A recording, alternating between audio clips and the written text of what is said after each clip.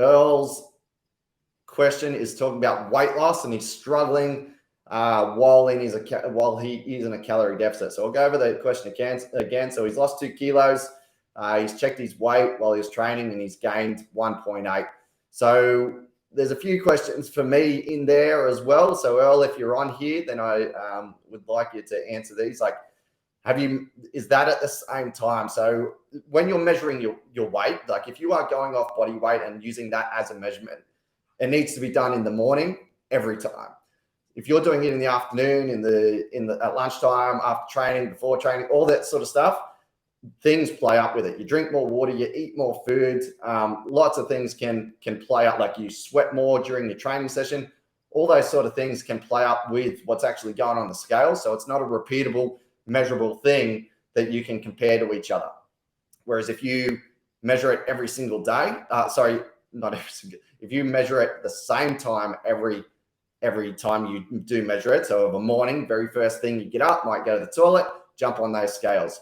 If you do that, then it is repeatable every time, and there's not a whole heap of different factors that may be playing up with that reading.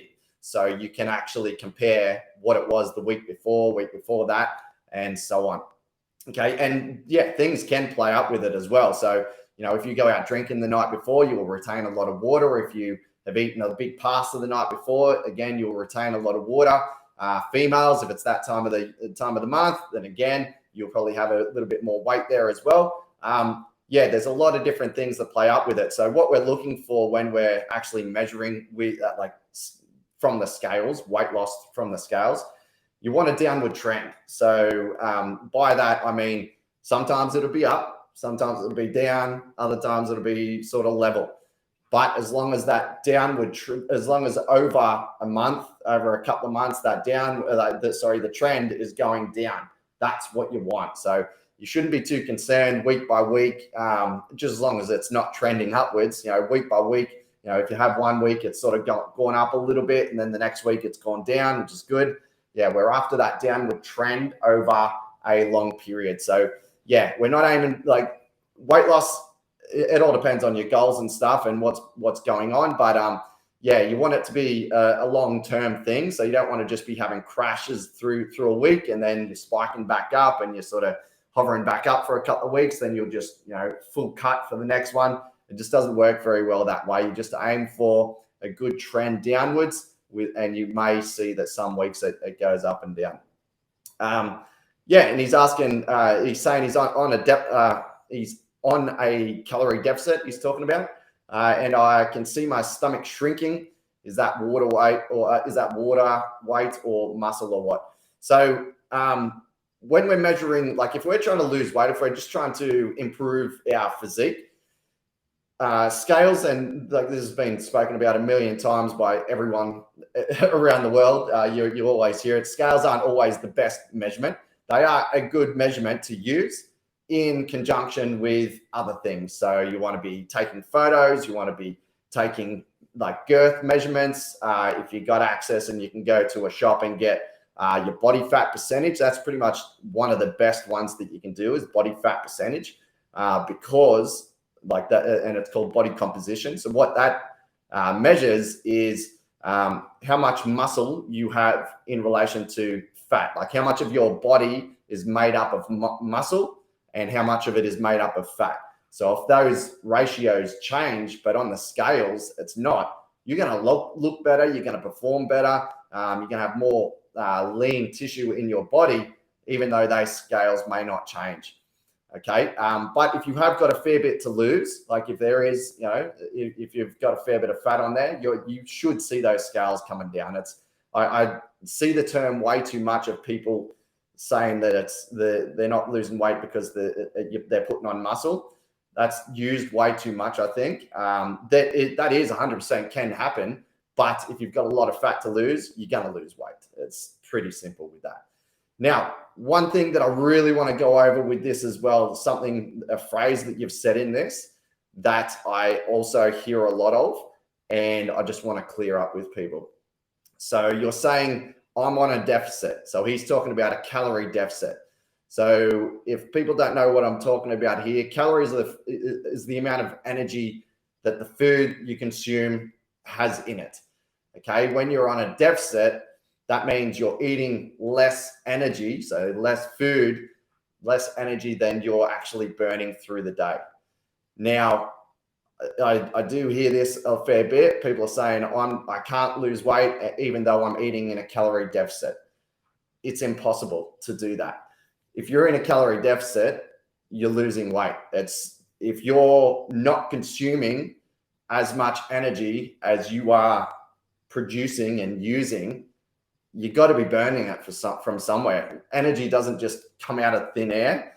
It will be coming from somewhere. Now, what can happen is you have other factors that may be slowing down your energy out. Like if you've been on a really low calorie deficit, like if you've been on a really low calorie diet for a while, what happens is your body slows down your daily movement. So instead of sitting here all day and you're fidgeting, just moving around and stuff, which accumulates a fair bit of energy burn, no longer will your body do that because you're restricting your body way too much of calories. And this is why really low calorie diets are really bad. Your body just adapts to it and it adjusts to it. The same as what it adjusts to if you're doing really high like volumes of training and stuff. You will, like with the calorie deficit, with the calorie, like the low calories, your body will slow things down so that it doesn't have to burn as much energy. And then there's other things that can be happening as well, like hormones have a big impact on the way and the amount of energy you are burning doing certain things. So if your hormones are out of, some people's hormones are out of whack, and there are illnesses with this, and so you just don't burn as much energy. But if you were in a calorie deficit, you would still burn energy. So now I know what you're getting at. I know what people mean is like you're on a low calorie diet compared to what you're supposed to be on your like weight and all that sort of stuff. But you can't be in a calorie deficit if you're not losing weight. It's just impossible. But what you don't want to be doing is keep knocking those calories down, because you're just going to be compounding that effect of your body adjusting to that low calorie sort of situation and going into like a starvation mode. And what it also does is muscle is active, like sitting around. Muscle burns a lot more energy just sitting around. So your body doesn't want that anymore. And what does it want? Like if you're starving yourself, what does it want? It wants more of an energy store, because if we don't get that meal in the next 6 hours, we're going to need that fat in there. So now all of a sudden, instead of your body trying to build up muscle and lose the fat, you're doing the complete opposite. You're building up fat and you're losing muscle because your body's adapting to a really low calorie diet. All right. So I went on a bit of a tangent with that, but that's just to clear up. Yeah. Like it's impossible for you to be on a calorie deficit. Just the way, like just the term of it. Okay. It's not, I know exactly what you're trying to get at with it, but the phrase is it just doesn't make sense. But everyone uses it. I've heard it heaps. Okay, so let's go over this for you. I'll just check if I've got any comments here. Yeah, good. So we got someone watching in replay there. Who's that? Who's in here? Oh, we got Paz. Good. All right, awesome. So I'm just going to jump back into that question. So I'm just going to go over some things when it comes to trying to lose weight. Like I said, you want to be taking as many measurements as possible. If you can get a hold of body fat, like a body composition scanner, that's the number one thing that'll really help you out the most. Using scales, but remembering, scales are only measuring one thing, and that is your actual body weight, but it doesn't take into account with your muscle and fat change and everything.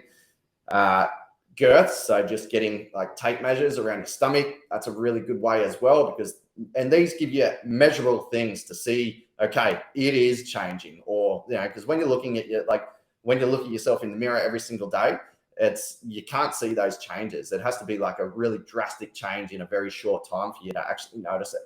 Another really good thing is photos, clothes as well, but photos are really good. because you can see over a certain time, you can go, all right, yeah, actually I can see a decent change there, because there's a lot bigger time in between each photo rather than you looking at yourself in the mirror every day.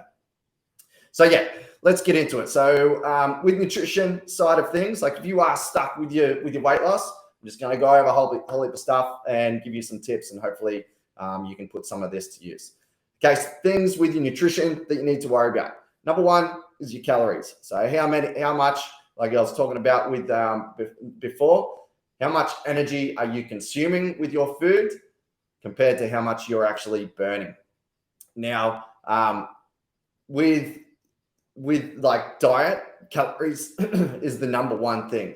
And the easiest way to know if you're like how many calories you are actually eating is to be tracking it with an app, something like MyFitnessPal or similar.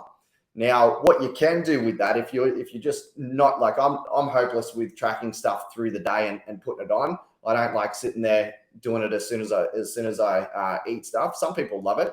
Some people will do it all the time, and it creates that accountability for yourself as well. But what you can do is plan your food, what you're going to eat for the day, or even at night after you've eaten it all. Go through, just as long as you don't forget anything. Just go through and put it all in there, and just see what it spits out.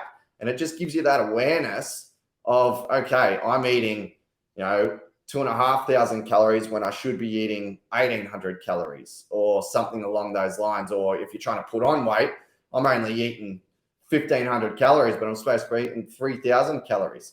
So if you do find that, and you find that it's way out of whack, and this is liquids as well. So make sure you're looking at liquids. So anything other than water you're putting in your mouth, I probably don't want to know at all, but anything other than water, all right, it's got energy in it. So make sure you're recording it all. Okay. And then if you do find you put it all in there and you're like, oh shit, the recommendation for me to be losing weight is 2,000 calories, but I'm sitting at 2,600 calories. I wouldn't recommend just cutting it all down straight away to those 2,000. Knock it off, 300 calories for the next day or so. All right, yeah, sweet, that was good. I could handle it pretty good. Maybe sit with it for a week, and then knock another 300 calories off, and keep doing that until you start to see that weight loss through the week. Because you may get away with eating a little bit more as well, because everyone is completely different. And that's what I was saying. And with the calorie deficit, everyone is different. They've got different training backgrounds. They've got different makeups of their body, different hormonal profiles, all that sort of stuff. So your baseline for your calories is completely different to the person next to you. So two people can be on exactly the same nutrition plan. One could be putting on weight, one could be losing weight. So you just need to find where you are, but you don't want to go to the extremes. So if you are lowering your calories, and for males, like I don't really like putting out figures for it, but if you're getting down to like say 1,600 calories and you're not losing weight, then it's not your diet you need to fix up. Okay, there is a limiting, like there is a part you get to, like a number is sort of that you don't want to go stupidly low with your calories. You need to start looking at other factors, which I'm going to go over here. You look at the other factors and try to improve them rather than continuing to just lower that calorie intake, because it will have all those effects that I was talking about before. All right, so number one is calories. Number two is your protein. So when we're putting it in MyFitnessPal, we're checking out how much protein we're having. So an easy way is just 1.5 times your body weight. So go off that figure and you'll be in the ballpark, okay? And that's, it's making sure you've got enough. So protein are the building blocks of your body. They help with hormones, all sorts of stuff, and they keep you fuller for longer. There's a whole heap of different benefits for protein, and that is the number one macronutrient with your diet. So make sure your protein is up to standard, so around 1.5 times your body weight, right? That's it. So I don't want to go too far into it. That's all you need to worry about, and you can find that in MyFitnessPal. When you put it all in there, you can see where it's sitting at. If you see it's really low, then you need to add some protein shakes, add some extra meat, have some sort of veggie protein source. There's a million different ways to get extra protein in there. So you just need to do a bit of research. I've also got a whole heap of stuff in the enhanced nutrition package for you guys to check out with protein as well. Also with your diet, low processed stuff. So making sure you're not eating shit, because eating shit will create inflammation in the body, and that will play up with all of that hormonal balance and everything. So yeah, you need to be making sure you're eating nice whole foods, like as much as you can. So with whole foods, I mean, can you recognize where that food has come from? So it's not coming from, like 90% of your food isn't coming from a packet, and it's not like just shit that you don't know where it's coming from. And again, in the enhanced nutrition package, if you haven't got access to it, hit me up. But in there, there is the very first guide is called the cleanup, and that will help you with the majority of this stuff that I'm talking about here. So if you go through that month's worth of the cleanup, it will help you improve this side of nutrition. And hydration. Hydration is used for everything in the body. The body's, what is it? I don't know, I can't remember the numbers, but like 60% water. So it just shows how important water is. If you're not having enough, then there's a lot of process that will be sacrificed and struggle with that. Okay, so calories, number one, protein, number two, making sure we're eating low processed foods and hydrating. So that's nutrition side of things, right? When it comes to exercise, so if you've got all that down pat, everything's going good, you can lose weight just by fixing up your nutrition, okay? But then if you've got all that going good, then we need to look at your exercise. What sort of activity are you doing? So we need to make sure we increase our daily activity in any way possible. So like I said, we want to be going for that calorie burn through the day. So set yourself a goal of, if 10,000 steps are too much for you, set yourself a goal of 8,000 steps and get that done, so that you're increasing that daily activity, and you've got a set thing to actually achieve through the day that will give you that extra activity. Other things that really help with that extra daily activity is like throwing in a little bit of 20 to 30 minutes of low intensity, like under 80% max heart rate, cardio stuff. So just on a bike, on a cross trainer, anything like that. Like if you're doing a strength session, just after it, go and do a 20 to 30 minute cycle on the bike or on the cross trainer, making sure like there's no benefits in going with a higher heart rate, but you need to make sure you're getting it up in between that 70 to 80%. You do that, it's the sweet spot, and you'll burn calories like crazy sitting there. And you're like, it will take nothing to recover from. It won't really impact any other training as well. Making sure you're doing weights training. If you're training with me, I've always got weights training in there for you, so you don't even need to worry about that. And making sure you are recovering in between workouts as well. If you jump into YouTube, I just did a video on, actually I did it in this group as well, on heart rate variability. That's a really good tool to use to see if you're recovering in between. And I talk about recovery and stuff in that one. And then outside of training, all right, there's other stresses. So making sure you're getting enough sleep, staying in a good routine, getting up at the right time, reducing the screen time and stuff of a night time so that you get a quality good sleep, and reducing like any sort of stress, or trying to mitigate any sort of stress. So if you're super stressed out at work, make sure you're doing something to go back the other way, getting massages, doing meditation, whatever the hell you do to reduce your stress. I love going for a swim. Swimming is pretty much the number one thing for me to reduce stress, whether I'm in the beach or I'm just in a pool going for a swim. Even though I'm crap at it, I just love being in the water, and that's something that I've found really helps me. Just reduce that stress a little bit. So yeah, stress, and again, stress and sleep hormones messes up with your energy production, energy burn, all that sort of stuff. So you're thinking about into that system of calories in, calories out, all these things impact that just by messing up the systems. All right, so let's go over that. I'll give you a quick rundown, like a checklist that you need to write down, so that you're ticking all this off. And I'm telling you, if you do this, if you dial this in, There's no way you won't lose weight. All right. Let's go. So nutrition, calories, number one. All right. Working from where you're at right now, making your way down by 200-300 calories per week until you hit that sweet spot of starting to lose weight, but don't go down too low. And I'll just give you a figure, like guys, 1,800 calories, like that's pretty low calorie. You should be able to still lose weight on that. Females, 1,400 to 1,600, you should be able to lose weight on that. But you want to be as high as possible, as you want to be eating as much as you can while still losing weight. Okay, protein, all right, 1.5 times your body weight. Check that in MyFitnessPal. Low processed food, jump in the enhanced nutrition package, go through the cleanup. That'll sort all that stuff out for you. Hydration, make sure you're getting at least 2.5 liters of water in during the day.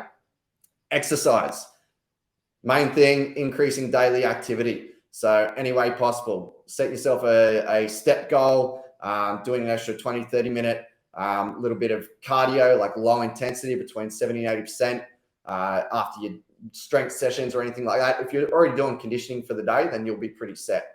But on those days you're just doing strength work and that, just get that extra calorie burn in by doing an extra 20 to 30 minutes worth of low intensity cardio. Weights training, again, you're covered with that. I'm always putting weights training in there. And recovery, jump into YouTube and check out my heart rate variability one. I go over a fair bit with recovery because that's a bloody thing on its own. But just making sure you're not just run down all day, every day. Outside of training, sleep and reduce your stress. All right. That is the ticket to success for your weight loss. And you can even flip it around the other way and you could even start putting on weight just by working on those sort of things. Alrighty, I'll just check if we've got any questions here. If you guys have got anything, yeah, Britt, awesome. Good to see you on here. Okay, so that is it. That is the weight loss rundown. Hopefully that gives you, let me know in the comments. Let me know if that does help you out. It clears out, like gives you a bit of info because, I don't know what extent of knowledge a lot of you have. So hopefully that's given you enough to be able to go away and start implementing and start actioning that.